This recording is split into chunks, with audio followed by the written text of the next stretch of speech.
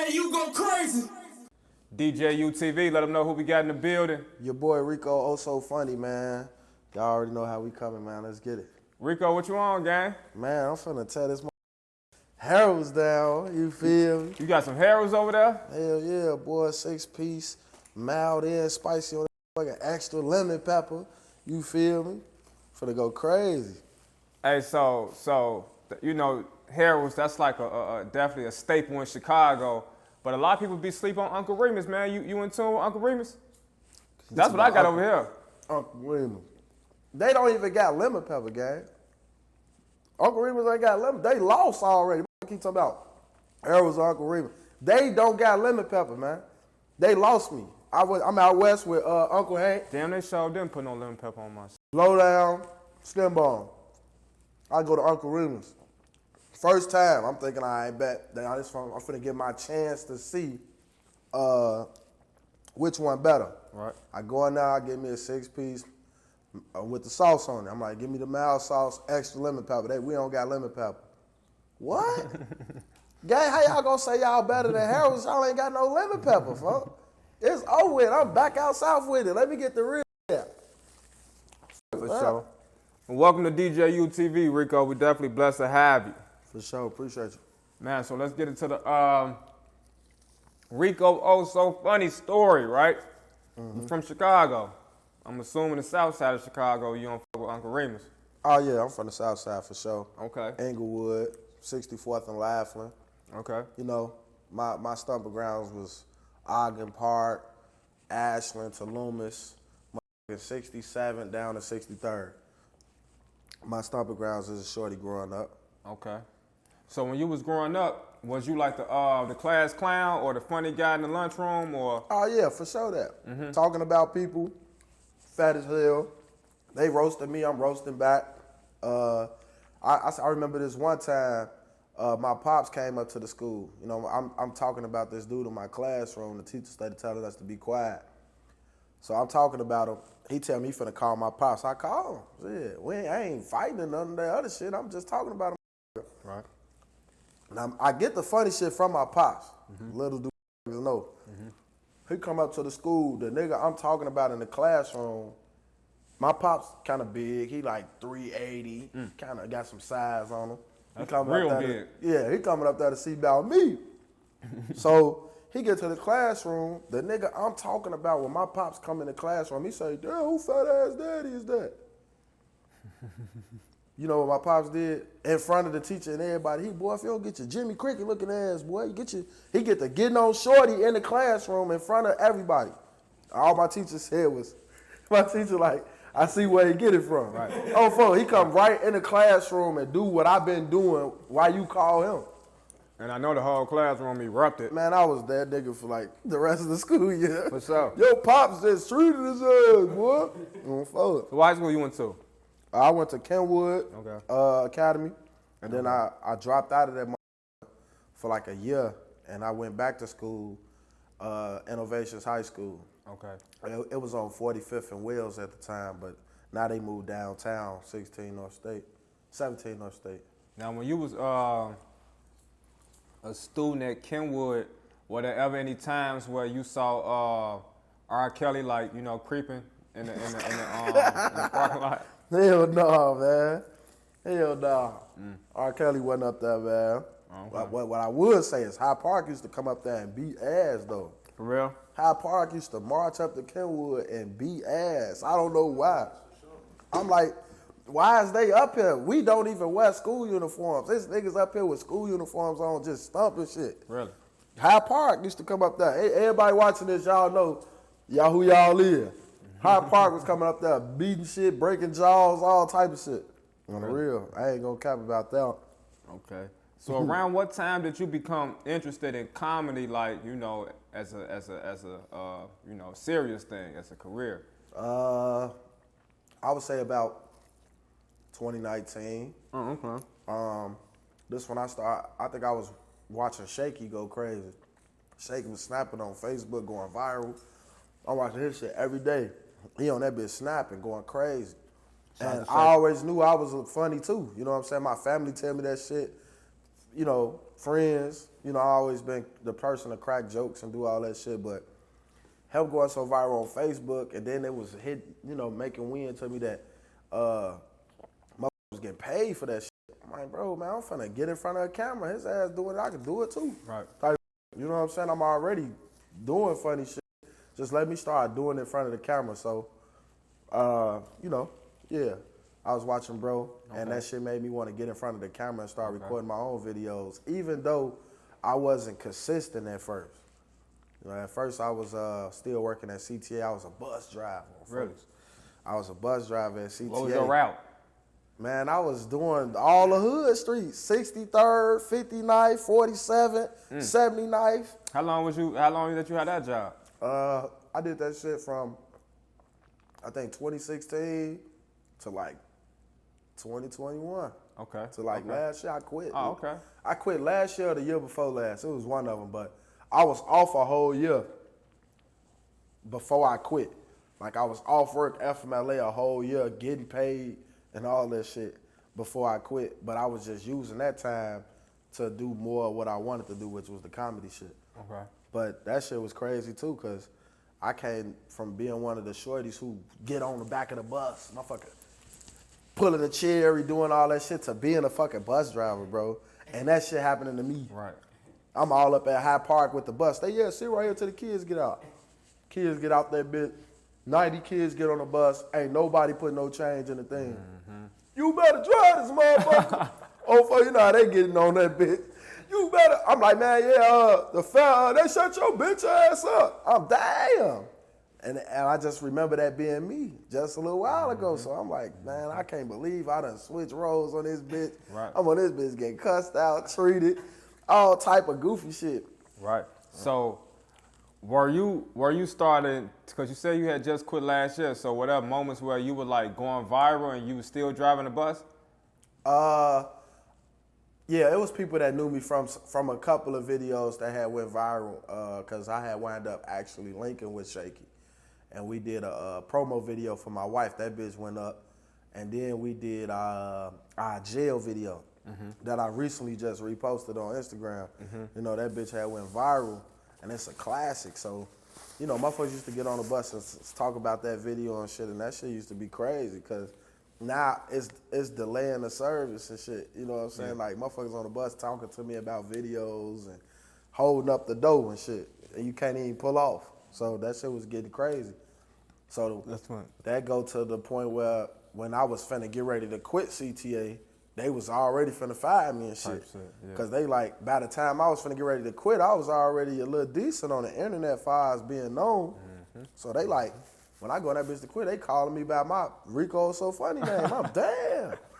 They Rico So funny, huh? Yeah. I'm finna quit though. We know. Yeah. They don't want public figures driving the bus. That's a hazard. Yeah.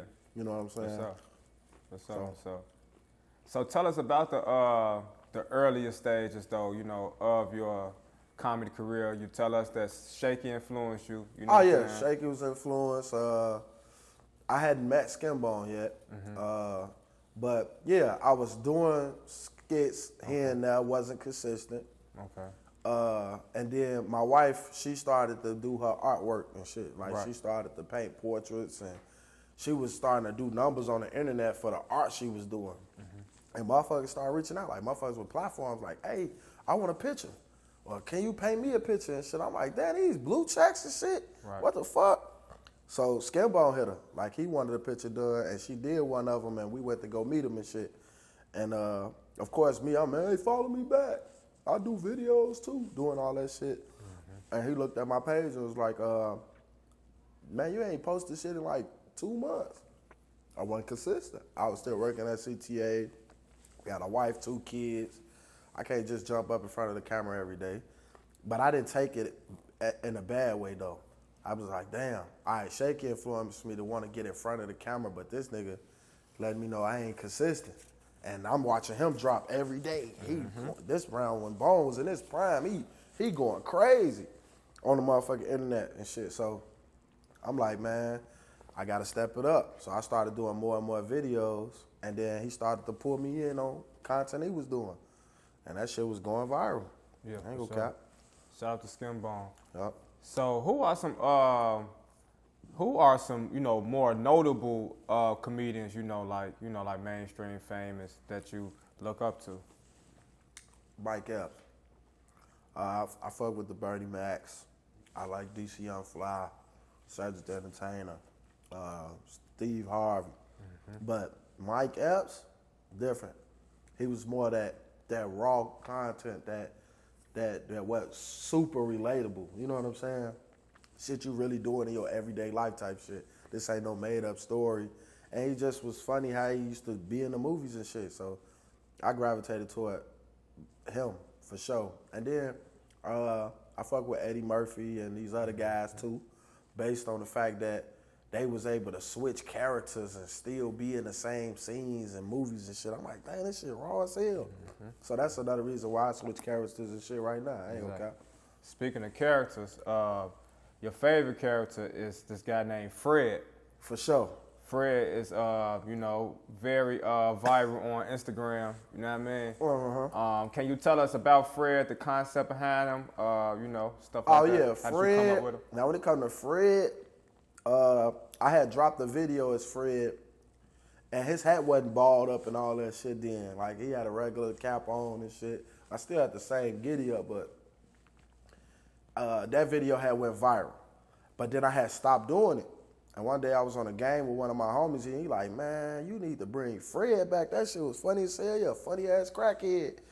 So I like revamped him. And I went and bought this weak ass motherfucking Celtics hat that he be wearing.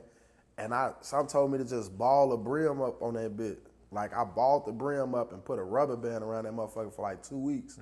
And it won't undo that wrinkled ass brim. Right. You know what I'm saying? Right. And this is around a time where I'm noticing that I pay attention to comments and what people saying to the videos and shit. And I wanted more engagement. Like I want people to talk about my video. And I just knew that's something they gonna talk about. Like this hat he got on crazy, that bitch balled up. Like this is gonna create engagement, which is gonna help my videos go up. James move. And that's the biggest shit on the internet right now. In my world of what I got going on. Well, definitely that. In addition to the the blinking. Yeah. The blinking. All right. The blinking and Fred is like the two main things people look at for me. For sure. That blinking shit started in the Baby Boy skit I did with Skinbone. Okay. We was doing that for Bone YouTube channel, and I'm playing Melvin. Everybody fuck with how I played Melvin. They say I did a good job. I think I did a good job too. You feel me? But it was the scene where he was like, you want your mama to be your woman. This, my woman. My woman. And instead of the scene just going off, some just told me to like blink. I just started doing that dumbass blink. It's just, I get them. And that shit all in the comments. 100 comments of that shit. I'm like, are they fucking with that? Yeah. But then I have gravitated away from it. I just started doing my regular videos again. And then one of my homies like, man, you need to start doing that blinking shit again you was doing. That shit funny as hell. When I thought about it, I'm like, dang, you right. I started doing it again, went up on the internet, viral. I ain't gonna count. Yeah, that's the funniest for sure. What's the name? SG Batman called me earlier, you know what I'm saying? I told him you was on your way, you know. Oh, yeah. He on the phone getting that. Tell him I said, what's up? Yeah, he on that bitch blinking on folks. Yeah, I be chopping it up with broski, man. Like, I ain't gonna lie. I'm really one of them people that's doing this shit, trying to change the narrative of what people look at in Chicago. Like, you know, when motherfuckers think of Chicago, they thinking all the gang banging and shooting. These goofy ass rappers just doing this dumb shit. You know, there's some nice rappers out here too, but there's a lot of them doing the shit, and they don't understand how much of an impact they got on the kids and what people see in our city. So now that we got major platforms, me and my guys, and what we do, we giving everybody a laugh, and it's just a positive thing that's major coming from Chicago. And I just feel like we starting to change the narrative, you know what I'm saying, a little bit. You know what I'm saying? It take way more than just us. And we starting to stick together and work together more and show people ain't nothing wrong with networking. you know, that's a couple motherfuckers around here be feeling like something wrong with you networking and shit. Like, ain't nothing wrong with networking and getting up with people and meeting new people, but we starting to change that, and I'm starting to notice that too because, like, how can I say it? You know, I don't want to be too crazy on this bit, but like, it's you got one side that's a gang and another side that's a gang in the city, right? You got Duck side and his camp, the FBG and them. You got O Block side, right? They into it. It's people from both sides that follow me. You know what I'm saying? They follow me, and they like what I do. They fuck with my content, and it be making me feel good to see that people from that side can like and laugh at my videos, knowing what they all really going through. Niggas losing they losing homies, dead homies and shit. And they going through a lot on a daily basis, but they all getting a laugh from my content.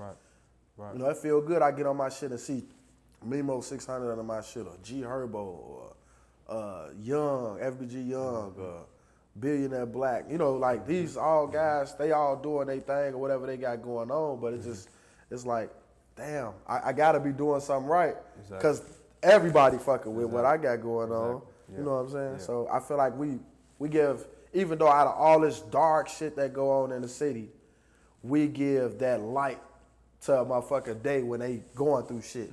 Because I get it in my DM. Motherfuckers tell me, these rappers, y'all favorite rappers and shit, they be in the motherfucker DM letting the motherfucker know, like, hey, bro, I'll get up and smoke a roll and watch your video every morning.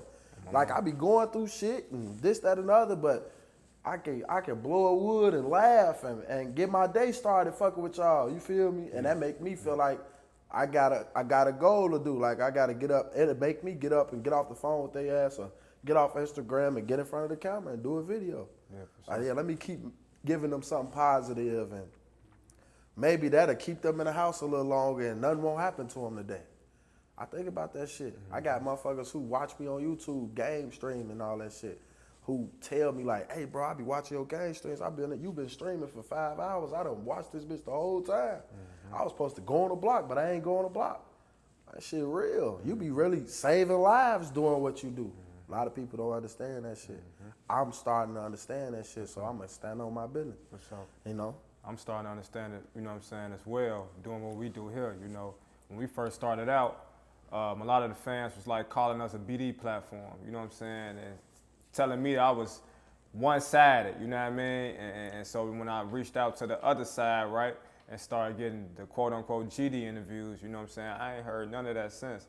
And actually the channel has been growing, you know what I'm saying? For sure. And I haven't received any flack from it, from, you know, guys from either side, you know what I mean? Like me, same shit, you know what I'm saying? I haven't received it either, you know what I'm saying? Like, we did a Meanwhile in Chicago when we had on the Warriors jackets and shit, and we was all in O Block and shit, you know what I'm saying? And, you know, people, it's all in front of King Von mural and shit, you know? I'm GD, you know what I'm saying? But I still get love from both sides. And them ain't the only sides. There's other shit going on in Chicago too. It's way more gangs and shit. That's a fact. Everybody be fucking with the comedians. I ain't gonna cap. And we get love. And y'all see why our videos be? We ain't in the suburbs and shit. We be in the trenches doing our videos. And motherfuckers show love. We walk the streets. We pop out 4-5 cars and get the filming. Now, A Block ain't like that. I done checked in. Yeah. You can't just pop up. It ain't sweet out here regardless. It ain't sweet. This still a rack. Motherfuckers still get on your ass. So, yeah, I done popped out the car. Hey, y'all, we finna shoot a video.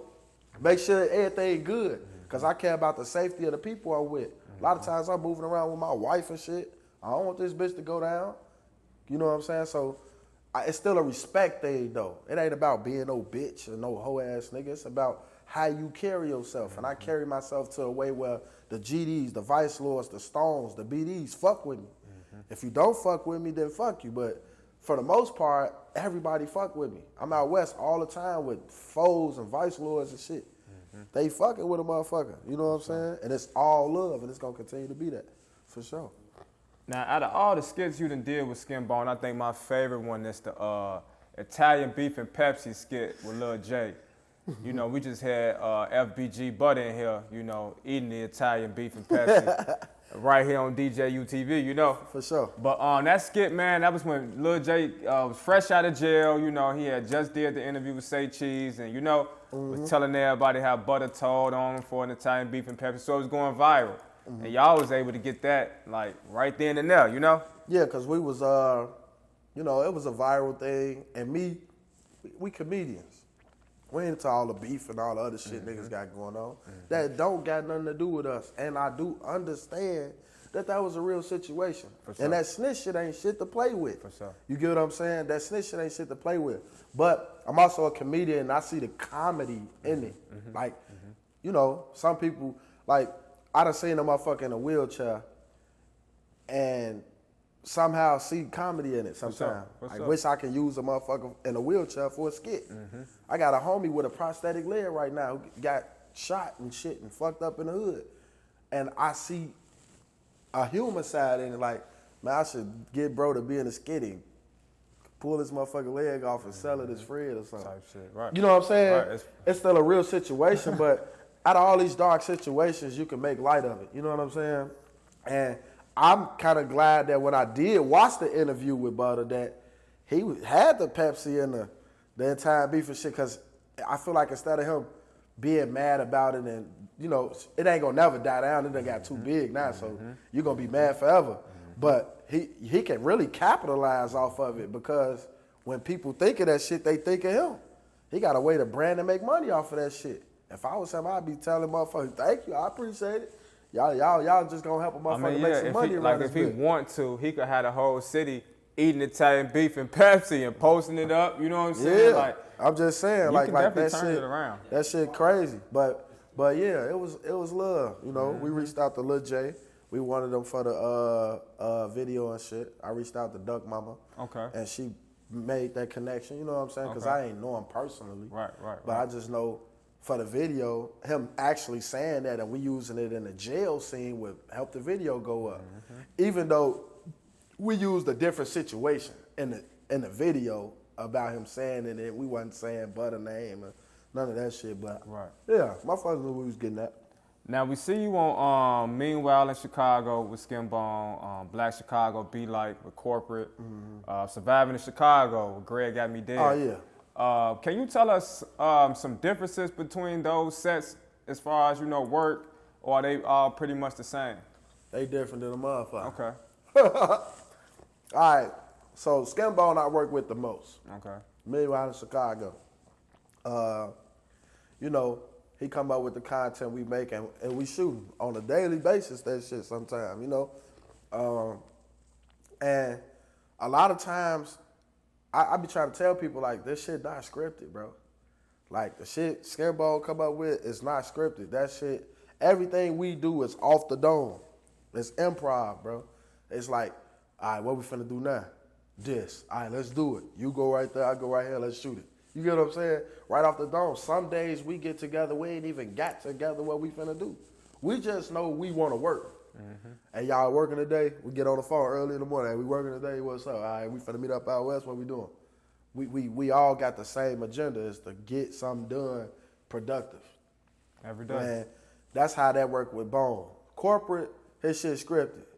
You know what I'm saying? Some shit might be improv, and he'll let a motherfucker do them in his videos. But Korporate, he got his shit together, and he be snapping. You know what I'm saying? And Korporate, he one of the motherfuckers that'll get your ass last minute. Like, you ain't talked to him in a week. He gonna call you. Hey, I need you to pull up in 2 hours. I got this vision for this scene, and I need you.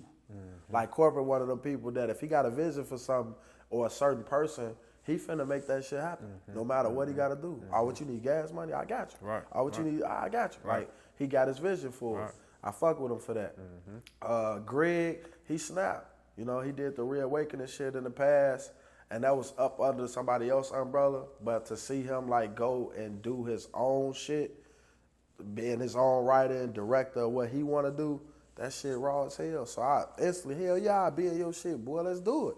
You get what I'm saying? And we have fun doing this shit, but his shit more of a way serious. Like me, what we do with Bone, funny as fuck, of course. what Korporate do, funny, with some serious to it. Like, you know what I'm saying? But Survivor Chicago, he give you a little comedy, but it's more of a serious note because of what happened to his mama some years ago, and she got shot 17 times and shit. Right. But I ain't gonna give y'all the sauce. Just make sure y'all go watch Surviving in Chicago, sure. and y'all can watch the video. But, you know, he got a nice series, and he finishing up the last couple of videos for that shit right now, and I'm in them. Okay, cool. Now, going back to Meanwhile in Chicago, I heard you say, you know, with Skinbone, y'all just kind of, you know, perform off the top, like freestyle, improv. For sure. You know what I'm saying? For sure. So with that being said, it made me interested in there's one video y'all did just recently, I think it was a couple weeks ago, when y'all had went home, y'all was going home from school, y'all was finna get a whooping, and Pops was on the porch. Oh, yeah. Sent you to McDonald's, so that's something that came up top of y'all head? Man, okay. Again, it's a day. We wake up. We know we want to do a video. Nobody got an idea. Like, damn, what we finna do? I think about that story. This shit is a true story, gang. Like, no cap, 7th grade. I was in 7th grade. My little brother was in 6th grade. My pops sent us to McDonald's on 63rd and Ashland because we was living on 64th and Laughlin. Right. He tell us to walk up there with a $100 bill, and this back when burgers was like 69 cents a burger. He told us to get 100 cheeseburgers, shorty. He tell us to get 100 cheeseburgers and food them off fucking Paulina and fucking Hermitage or wherever they from in that bitch. Deep as fuck, like sitting on tables and chairs and shit in the corner while we doing that shit. So we buy the food. This the real story. We buy the food, and the lady give me a little change back. You know what I'm saying? And when we go to leave out that bitch, we got 100 cheeseburgers or 98 cheeseburgers and an ice cream or some shit. We walking out the door. As we start walking out the door, everybody that was sitting at them tables stood up and followed us out that motherfucker. And some big tall motherfucker like Big Twan size, you know, that be a corporate video. I think it was him though. He don't want to act like it's him, but I think it was him. Nah, he be telling me like, bro, that wasn't me, gang. That was my homie. But we go outside and a tall motherfucker asks me for $1. He like, hey, shorty, let me get $1. I mean, I ain't got no dollar. You know how that shit go. They on some bullshit, Chicago. Typical finna beat your ass on the real. He like, let me get $1, shorty. I'm like, I ain't got it. He like, I just seen the lady give you the change, boy. I'm damn. Man, this my daddy money. You know, I'm young as hell. This my daddy money on folks. He will. If you don't give me $1, I'm finna have my shorty right here punch your brother, and he better not hit him back. My brother a high head, shorty. Like, he the bad brother, bro. He the one getting in trouble in school, getting his ass whipped every day. He not finna just let shorty punch him, and I know that. So I know we finna get our ass whooped at that moment. Like, all right, tell him to do it. Shorty punched my brother, bah! Like, right back. He ain't think about it and shit. Shorty crying like a motherfucker. They get the rolling, bro. Now, I got 2 fat-ass bags of burgers, shorty. I sit the burgers down to go help my brother. The tall nigga that asked me for the money took the burgers and ran. Oh, my God. He takes straight up under the L on the green line L on Ashley. He takes straight off. I go over there. I'm helping bro. We rolling. Getting rolled, all that shit. And one of the niggas took the ice cream that my brother had and hit him in the face with it, shorty. And he hit him in the face with it, and they all ran. I swear to God, that's the real, hey, that's the story, shorty. They flood us, hit us with ice cream, get up out of there, shorty. And steal the burgers. Now, I just told you, Pops, $3.50. He just gave us 100 bun, folks. We go back to the crib, we ain't got shit in our head, gang. We ain't got shit in our head, shorty. Man, we get that. He would have fucked my food up. Man, we ice cream on bro face, jacket rip. Motherfucker, man, they just beat our ass at McDonald's. He what? Y'all let the motherfucker take them cheeseburgers. I'm damn, he just got whooped, gang. You ain't gonna ask us how we is and that, shorty. He worried about the food, shorty. He man, get in the car. And this back when his right-hand man, Scooter B, he was a BD. My pop's GD. But his right-hand man is a BD, and they riding together on everything. He get in the car. We get in the back seat of the car. Bro Scooter B got sounds in his car at the time. That's why we used in the video a car with sounds in it. We get in the car. We get up there to the McDonald's. He pick up his homie Big Papa. We go up there to McDonald's, pop out of the car. He asks us, like, where they ran to? We like, you know, we shorties and shit. They ran that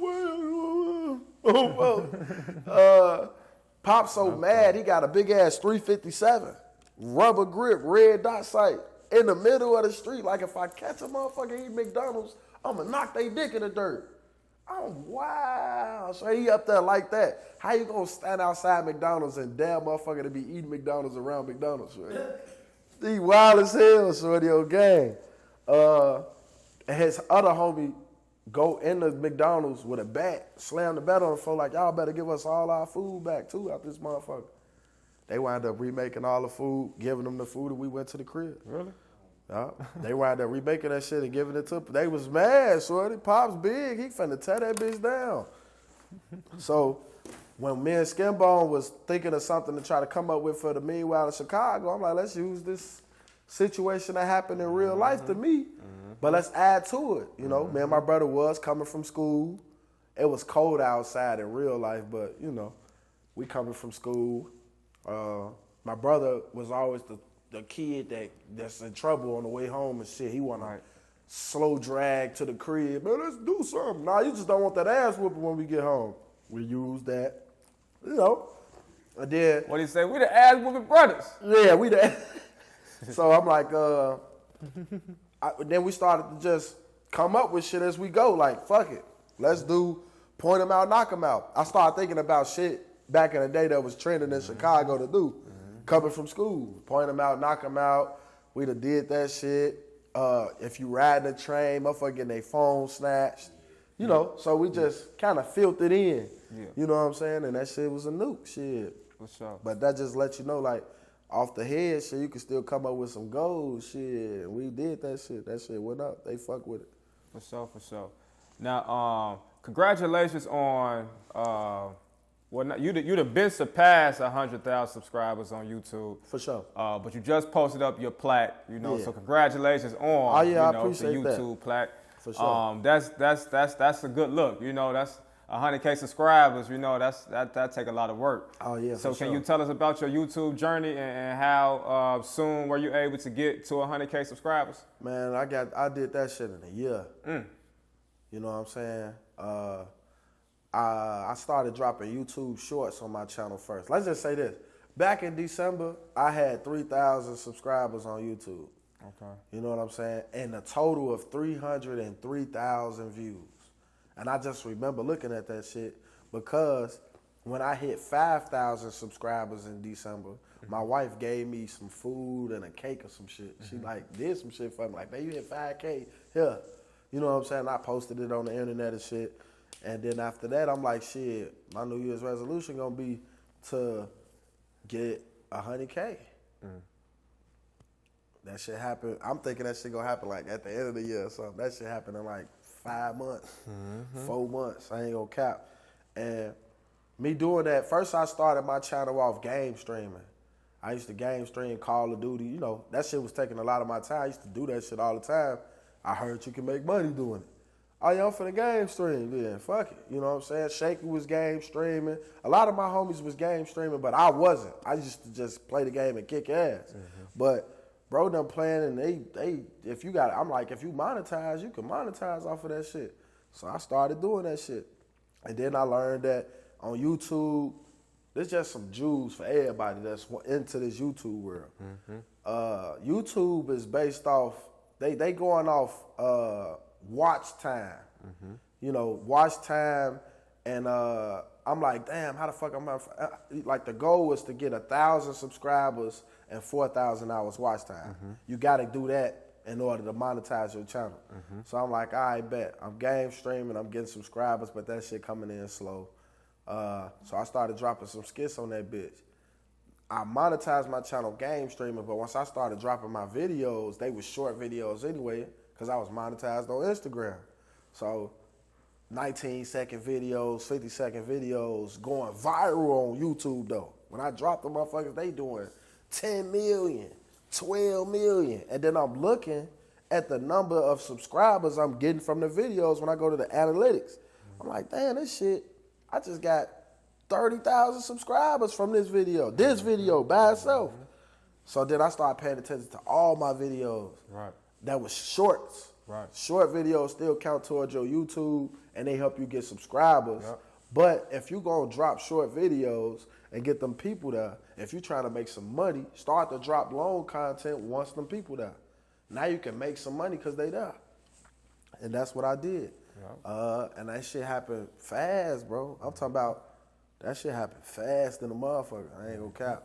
I hit that 100K in like April. And I'm just now posting about it because I ain't really know how to thank motherfuckers. I was like, damn, this shit happened fast in the motherfucker. So I wound up posting that shit. And I appreciate everybody that supported me and helped me get to that goal. Sure. And I'm finna touch 200K now. In a minute, yeah. My goal now, $1 million. Fuck 500K. I want an M now on that bitch. Sure, yeah. On the real. Yeah. So with all that you got going on as far as creating content, gaming, and also, collabing with other, comedian and content creators. What are some future aspirations you have for yourself personally? For sure, to get me, my wife, and my kids out the trenches. Right now, we in the trenches still, you know what I'm saying? A lot of people don't understand, and I think I speak for everybody that's an influencer or a rapper who got clout or fame or whatever you want to call it, that this shit don't always be what it looked to be from the outside looking in. A lot of these people think you walking around got 100,000, $1 million in your bank account and all that shit, and that don't be the case. You know what I'm saying? I think I'm way more famous than the money I got, for sure. You know what I'm saying? Everywhere I go, motherfuckers know me from the videos. They want to take pictures and shit. I fuck around, have $14 in my pocket. Okay, you know what I'm saying? So I'm just saying, like, I want to get my family out the hood, bro. I just got my OG out the hood, with the help of my younger brother and shit. I just moved my OG out the hood. She ain't even in Chicago, and she ain't in no suburb either. She out this motherfucker. And my OG sick, you know what I'm saying? So it was a big thing for me to do that. It took a lot to do that, to push her away from me and let her fly, you feel me? Like, I need you to get on so I don't have to worry about you. There's some people around her right now that's taking care of her, but she out the hood. Right. She around family, more of my family and shit. You know, what I got going on here, it's a lot. So it's hard to run the OG crib. She ain't mobile. You got to take her to the store, do this. You know what I'm saying? They get a little hard sometimes. So I put her in a better situation and environment. Right. And now I can focus more on getting me, my wife, and my kids out now. So, yeah, we took that sacrifice. You know what I'm saying? I want to get them out the hood, and I want to be in movies, bro. Right. I'm working to get in movies. I want to be acting. Okay.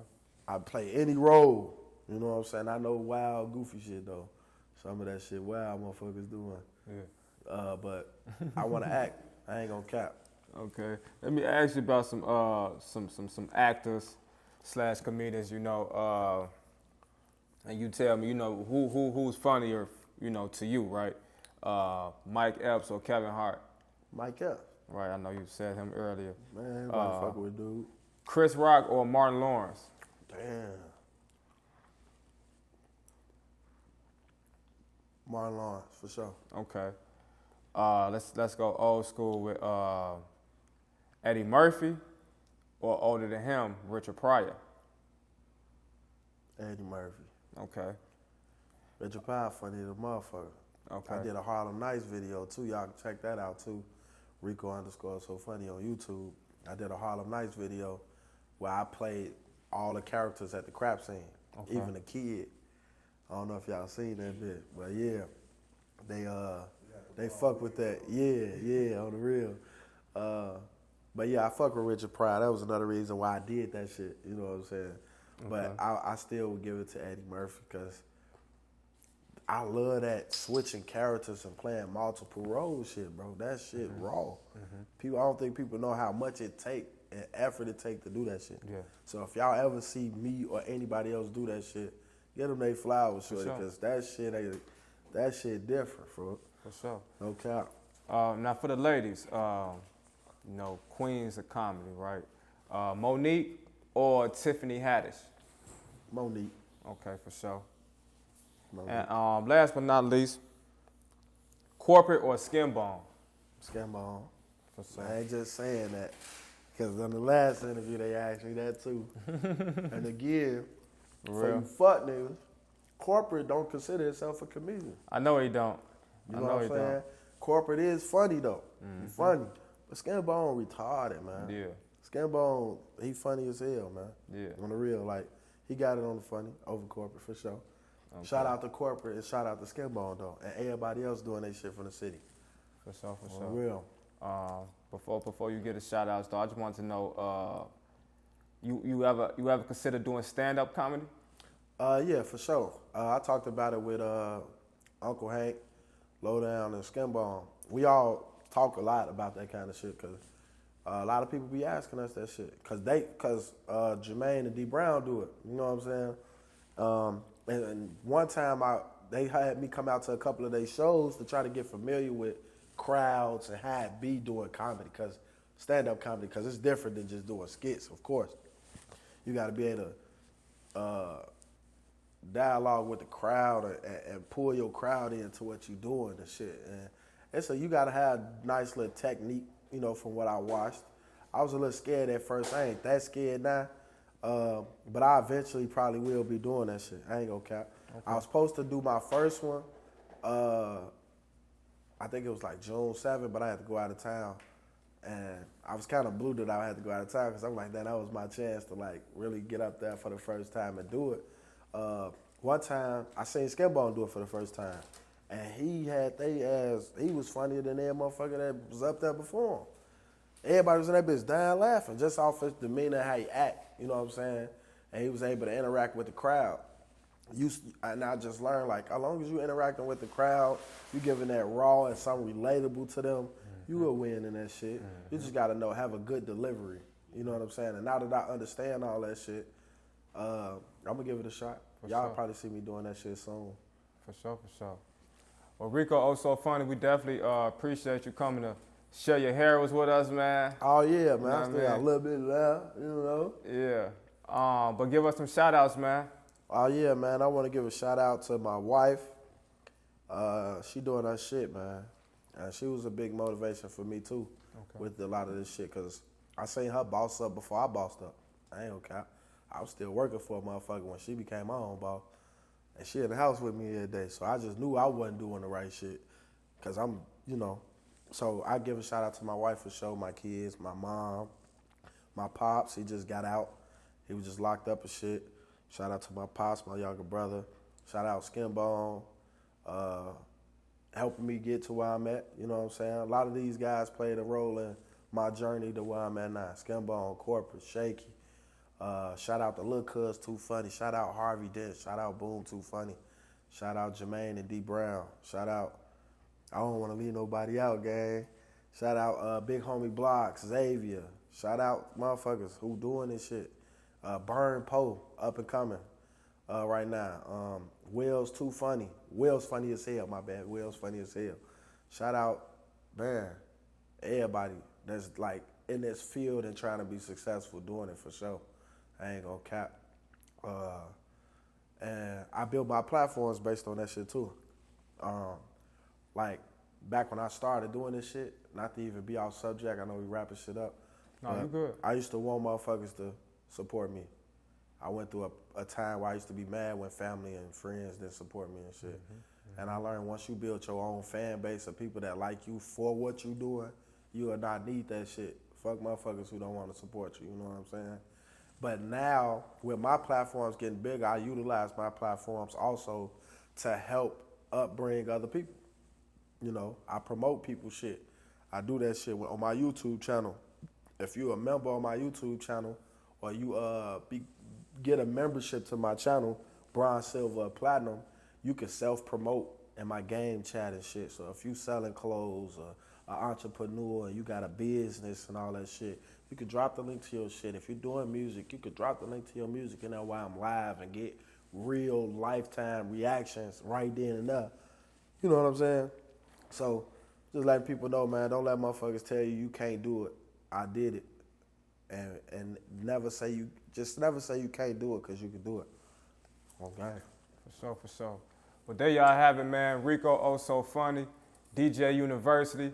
Make sure y'all like, comment, and subscribe. Click the bell for the upcoming interviews. DJ, you go crazy. DJ, you go crazy.